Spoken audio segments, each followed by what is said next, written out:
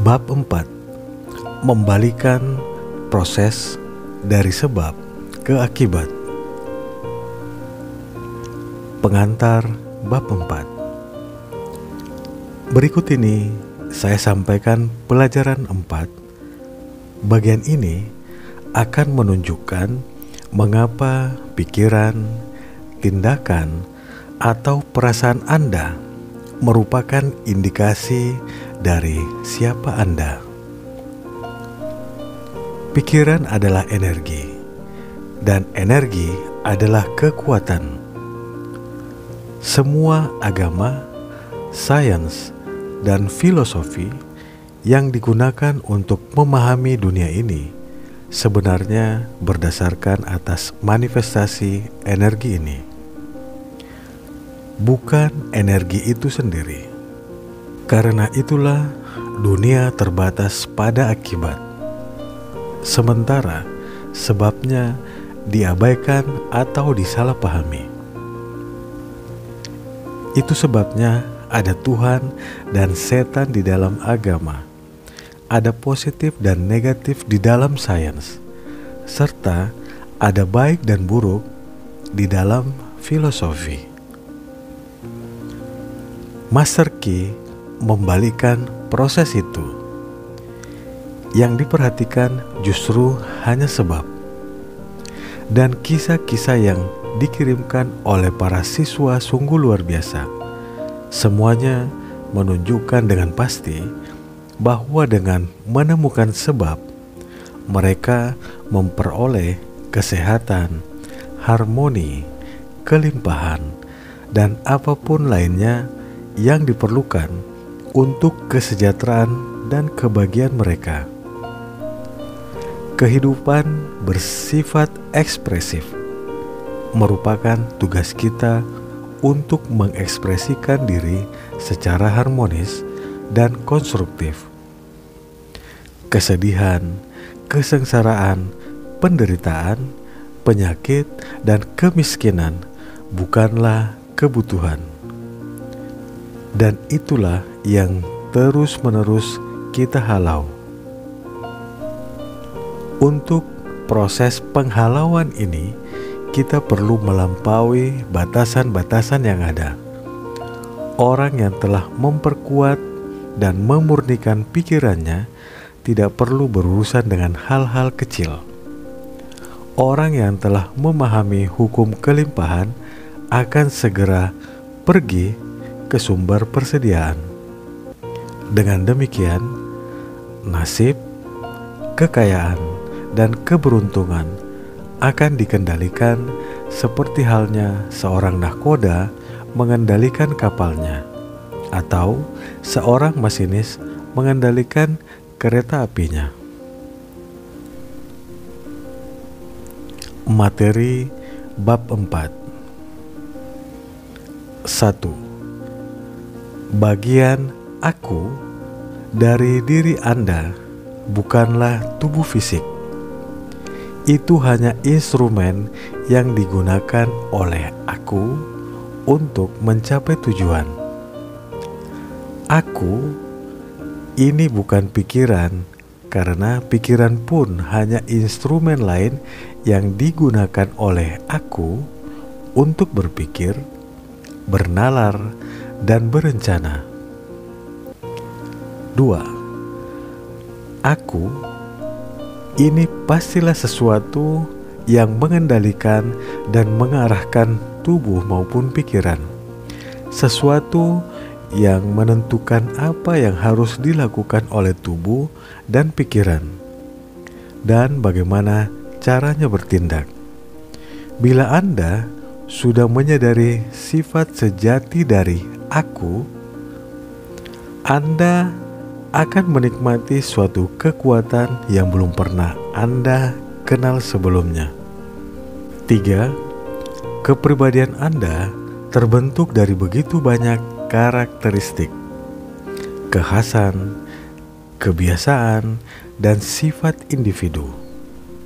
Semua itu merupakan akibat dari cara berpikir Anda sebelumnya, yang sebenarnya tidak ada hubungannya dengan aku sejati.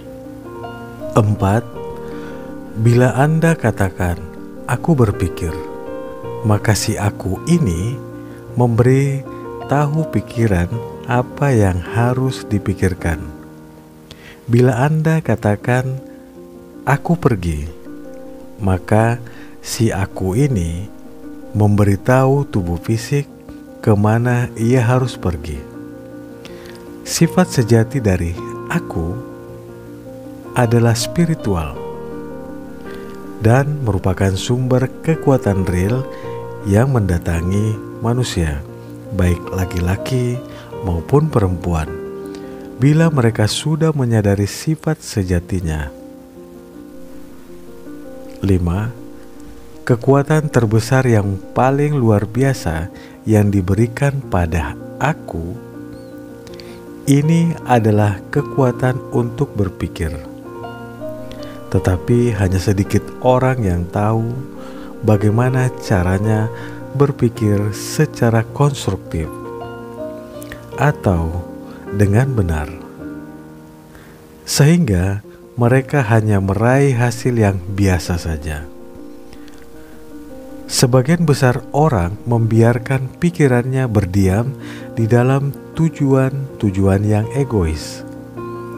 Itulah hasil yang tak terhindarkan dari pikiran yang kekanak-kanakan.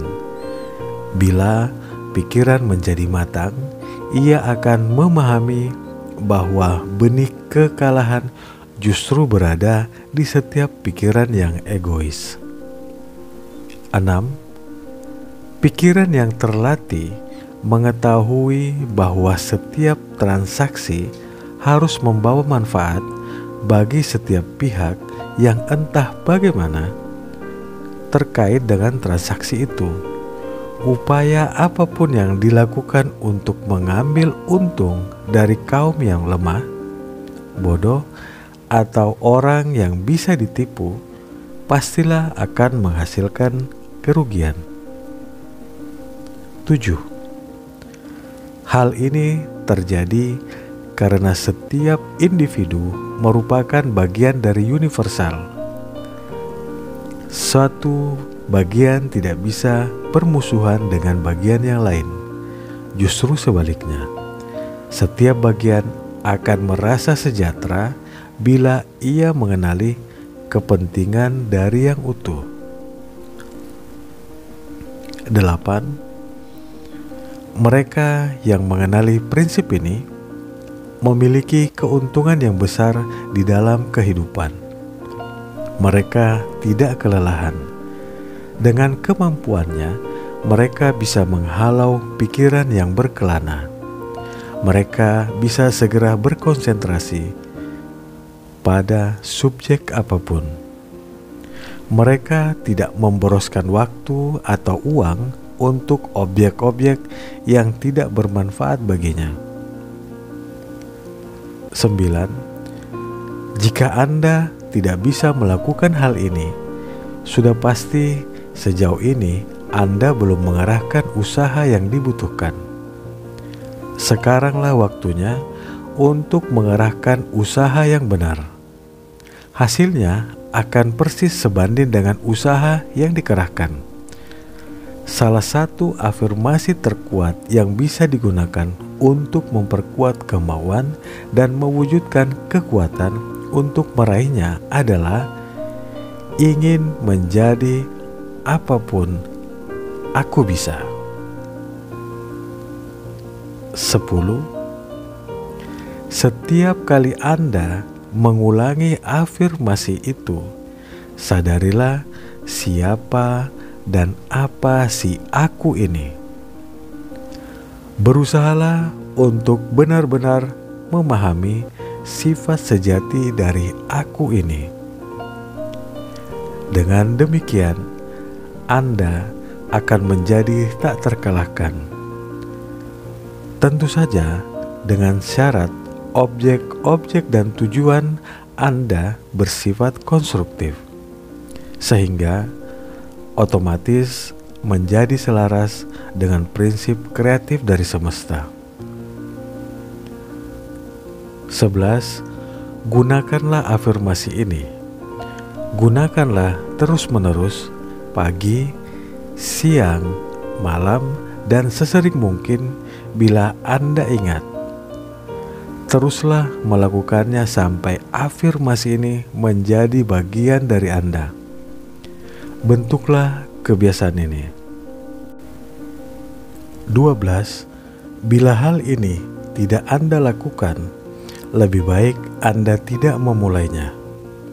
Psikologi modern telah menyatakan bahwa bila kita memulai sesuatu tetapi tidak menyelesaikannya, atau bila kita bertekad tetapi tidak menepatinya, maka kita membentuk kebiasaan gagal. Gagal total, gagal yang memalukan. Jika Anda tidak ingin melakukan sesuatu, jangan memulainya. Jika Anda benar-benar memulai sesuatu, pastikanlah untuk menyelesaikannya, sekalipun langit runtuh. Jika Anda memutuskan untuk melakukan sesuatu, lakukanlah. Jangan biarkan apapun atau siapapun menghalangi. Aku di dalam diri Anda sudah bertekad dan keputusan sudah diambil. Dadu sudah dilempar. Jadi tidak perlu ada lagi alasan. 13. Jalankan ide ini dan mulailah dengan hal-hal kecil yang pasti bisa Anda kendalikan. Perlahan-lahan tingkatkanlah usaha Anda. Tetapi apapun yang terjadi, jangan pernah membiarkan Anda ini diabaikan. Anda akan mendapati bahwa Anda lambat laun akan dapat mengendalikan diri. Yang menyedihkan, banyak orang, lelaki maupun perempuan, mendapati bahwa lebih mudah mengendalikan sesuatu kerajaan daripada mengendalikan diri sendiri. 14. Bila Anda telah belajar mengendalikan diri, Anda akan menemukan dunia dalam diri yang mengendalikan dunia di luar diri. Anda akan menjadi tak terkalahkan. Manusia dan benda akan merespon setiap keinginan Anda, walaupun tampaknya Anda tidak mengerahkan usaha apapun. 15. Sebenarnya hal ini tidak terlalu aneh dan mustahil bila Anda ingat bahwa dunia dalam diri dikendalikan oleh Aku. Dan Aku ini adalah sebagian atau yang menyatu dengan Aku yang tak terhingga, yang merupakan energi atau spirit universal yang biasanya disebut Tuhan. 16. Ini bukan hanya sekedar pernyataan atau teori yang dibuat untuk mengkonfirmasi atau membentuk sebuah ide. Inilah kenyataan yang telah diterima oleh pemikiran religius terbaik dan pemikiran ilmiah terbaik. 17. Herbert Spencer mengatakan, di tengah semua misteri yang mengelilingi kita, tidak ada yang lebih pasti daripada hal ini, bahwa kita senantiasa berada di hadapan energi tak terhingga yang abadi. Dari situlah segala sesuatu bersumber. Pada pidato sambutan di hadapan para alumni Bangor Theological Seminary, Lyman Abbott mengatakan, kita kini sampai pada pemikiran bahwa Tuhan berada di dalam diri manusia. Tuhan bukan bekerja pada manusia dari luar. 19. Sains melangkah sedikit lebih jauh dalam upaya pencarian ini. Namun kemudian langkahnya terhenti. Sains menemukan energi abadi yang sudah ada. Tetapi agama menemukan kuasa di balik energi ini yang terdapat di dalam diri manusia. Tetapi hal ini bukanlah penemuan baru. Alkitab menuliskan hal yang sama dengan bahasa yang sederhana dan meyakinkan. Tidak tahukah kamu bahwa kamu adalah bait Allah yang hidup? Disinilah rahasia kekuatan kreatif yang luar biasa dari dunia dalam diri. 20. Inilah rahasia kekuatan atau keunggulan. Menanggulangi bukan berarti hidup tanpa apa-apa. Penyangkalan diri bukan kesuksesan. Kita tidak bisa memberi kecuali kita memperoleh. Kita tidak bisa membantu kecuali kita kuat. Yang tak terhingga bukan kelemahan. Sehingga kita sebagai wakil kekuatan tak terhingga tentunya juga tidak lemah. Jika kita ingin melayani orang lain, kita harus memiliki kekuatan yang lebih besar. Tetapi untuk memperolehnya, kita harus memberi. Kita harus melayani. 21. Semakin banyak kita memberi, semakin banyak kita akan memperoleh. Kita harus menjadi saluran supaya universal bisa mengekspresikan aktivitas. Universal senantiasa berusaha untuk mengekspresikan diri dan melayani. Ia mencari saluran di mana ia bisa menemukan aktivitas terbesarnya, di mana ia bisa melakukan kebaikan terbesar, di mana ia bisa memberikan pelayanan terbesar kepada umat manusia. 22. Universal tidak bisa berekspresi melalui Anda selama Anda sibuk dengan rencana dan tujuan Anda sendiri. Tenangkan perasaan, carilah inspirasi. Fokuskan aktivitas mental pada apa yang ada di dalam diri. Berdiamlah di dalam kesadaran kemanunggalan Anda dengan Yang Maha Kuasa. Air yang tenang pasti dalam. Renungkanlah berbagai kesempatan. Anda memiliki akses spiritual ke sana karena kekuatan Maha Kuasa. 23. Visualisasikan peristiwa, lingkungan, dan kondisi yang bisa dibantu diwujudkan melalui hubungan-hubungan spiritual ini.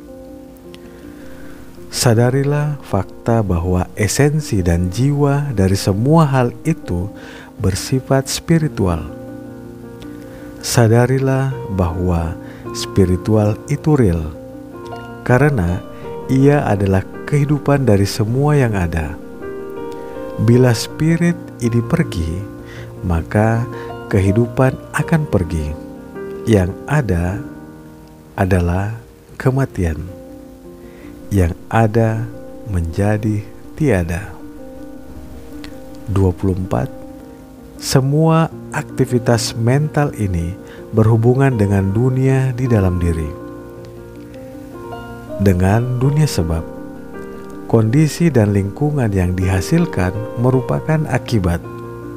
Dengan demikian, Anda menjadi seorang pencipta.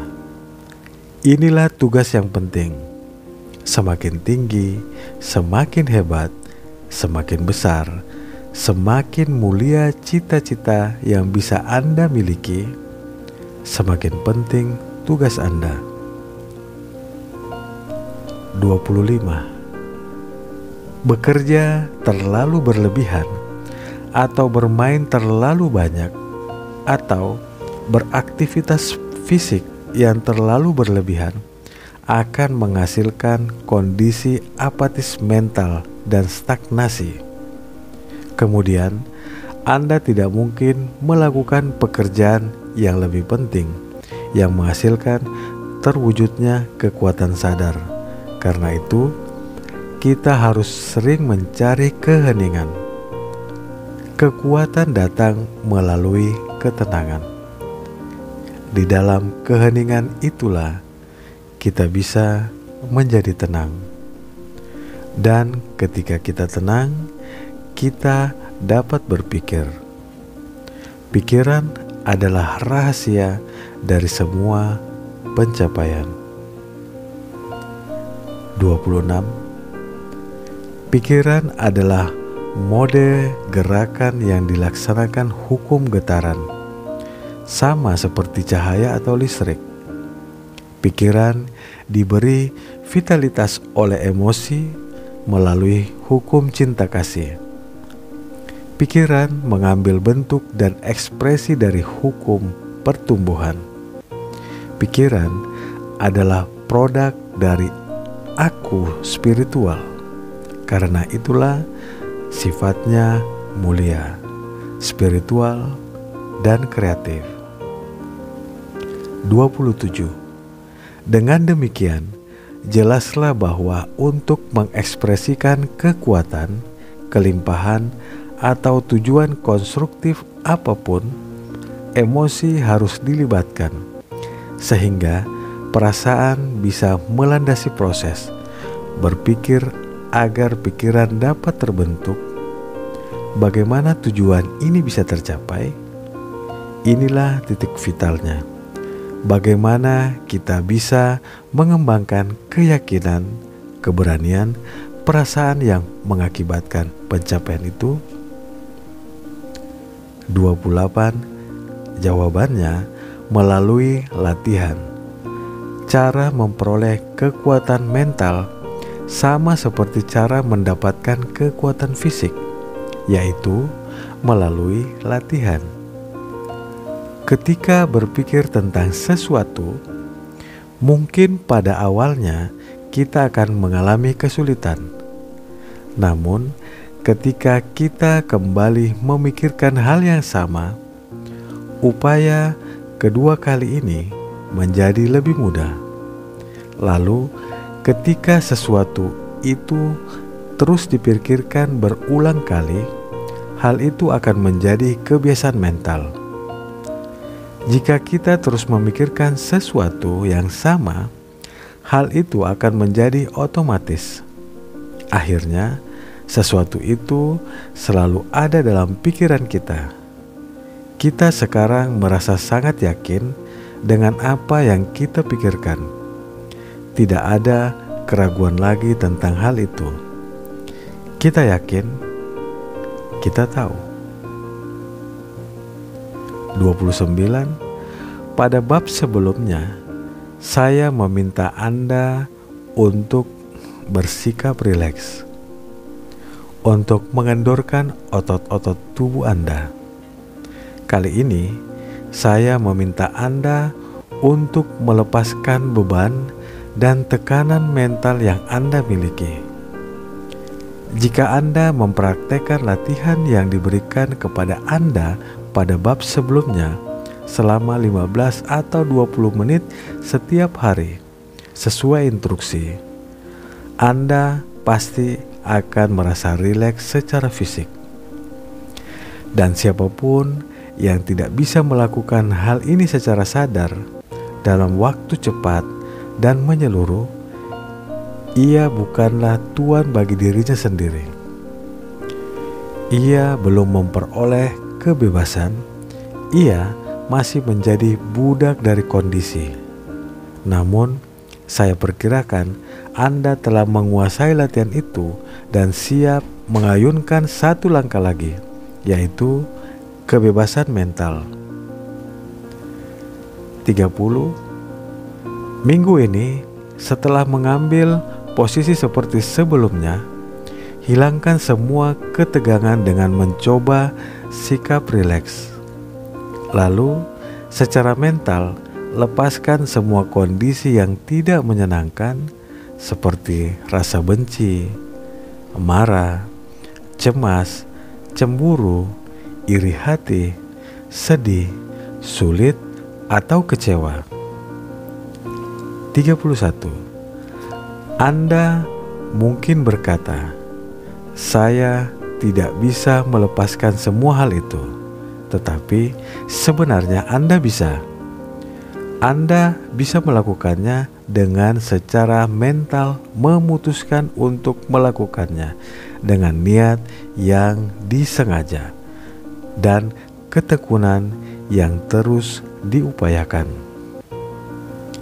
32. Ada alasan mengapa orang tidak bisa melakukannya. Ia mengizinkan dirinya sendiri untuk dikendalikan oleh emosi, bukan oleh kecerdasan berpikir. Kemauan yang dipandu dengan kecerdasan berpikir pasti akan menang. Memang Anda tidak akan berhasil ketika pertama kali mencoba, tetapi praktek akan membuahkan kesempurnaan. Hal ini berlaku untuk segala hal. Anda harus berhasil membuang, menghalau, dan sepenuhnya menghancurkan pikiran-pikiran negatif yang merusak dan merupakan benih yang terus-menerus tumbuh menjadi kondisi yang tidak selaras.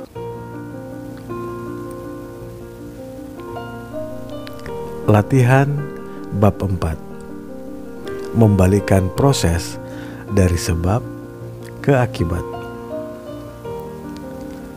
Langkah pertama, ambil posisi seperti sebelumnya. Langkah kedua, hilangkan semua ketegangan dengan rileks. Langkah ketiga, secara mental, lepaskan semua kondisi tidak menyenangkan. Benci, amarah, cemas, cemburu, iri hati, sedih, sulit, atau kecewa.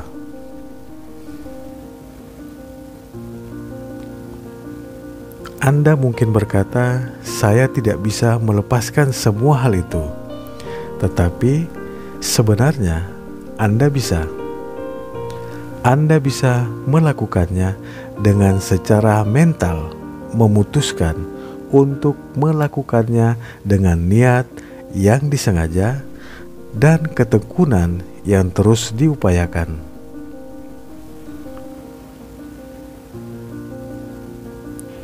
Tanya jawab bab 4. 1. Apakah pikiran itu? Pikiran adalah energi spiritual. 2. Bagaimana ia dilaksanakan? Melalui hukum getaran. 3. Bagaimana ia diberi vitalitas? Melalui hukum cinta kasih. 4. Bagaimana ia dibentuk? Melalui hukum pertumbuhan. 5. Apa rahasia kekuatan kreatifnya? Ia adalah aktivitas spiritual. 6. Bagaimana kita bisa mengembangkan keyakinan, keberanian, dan antusiasme yang akan menghasilkan pencapaian melalui pengenalan pada sifat spiritual kita. Apa rahasia kekuatan itu? Pelayanan. Mengapa demikian? Karena kita memperoleh apa yang kita berikan. 9. Apa keheningan itu? Ketenangan fisik. 10. Apa nilai yang dimilikinya? Ia adalah langkah pertama untuk mengendalikan diri dan penguasaan diri.